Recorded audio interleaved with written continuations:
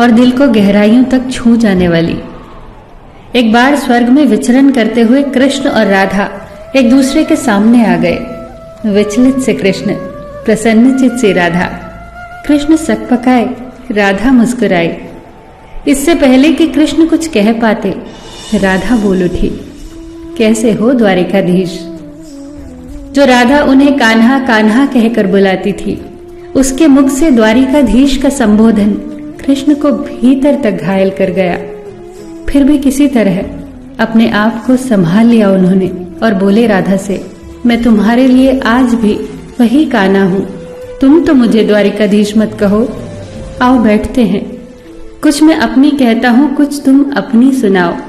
सच कहूं राधा, जब जब भी तुम्हारी याद आती थी, इन आंखों से आंसुओं की बूंदें निकल आती थी। राधा बोली, मेरे साथ ऐसा कुछ नहीं हुआ।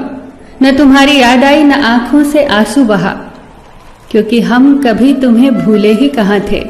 जो तुम याद आते, इन आंखों में तो सदा तुम ही थे। कहीं आंसुओं के साथ निकल न जाओ, इसलिए रोते भी नहीं थे। कान्हा, प्रेम से अलग होने पर तुमने क्या खोया, इसका एक आईना दिखाऊं तुम्हें। कुछ कड़वे सच प्रश्न सुन पाओ तो सुनाऊं। कभी सोचा है इस तरक्की में तुम कितने पिछड़ गए। यमुना के मीठे पानी से जिंदगी की शुरुआत की और समुद्र के खारे पानी तक पहुंच गए।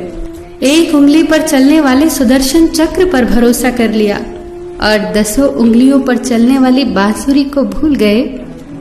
कान्हा, जब तुम प्रेम से जुड़े थे तो जो उंगली गोवर्धन पर्वत उठाकर लोगों को विनाश से बचाती थी, प्रेम से अलग होने पर वही उंगली क्या क्या रंग दिखाने लगी। सुदर्शन चक्र उठाकर विनाश के काम आने लगी। कान्हा और द्वारिकाधीश में क्या अंतर होता है बताऊं? कान्हा होते तो तुम सुदामा के घर जाते, सुदामा तुम्हारे घर नहीं आता। युद्ध में और प्रेम में यही तो फर्क होता है।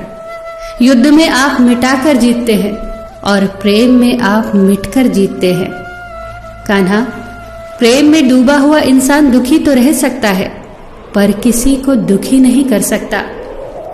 आप तो कई कलाओं के स्वामी हो, स्वप्न दूरदृष्टा हो, गीता जैसे ग्रंथ के दाता हो, पर आपने ये क्या निर्णय लिया? आपने अपनी पूरी सेना कौरवों को सौंप दी और अपने आप को पांडवों के साथ कर लिया।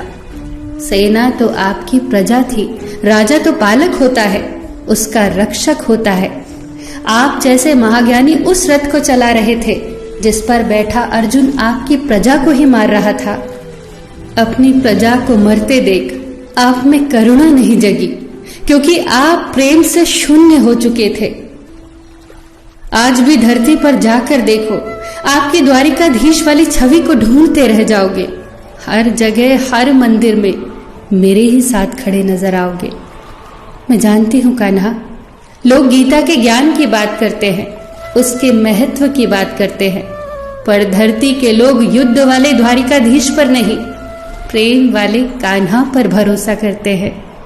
गीता में मेरा दूर दूर तक नाम नहीं है, पर आज भी लोग उसके समापन पर राधे राधे कहते हैं।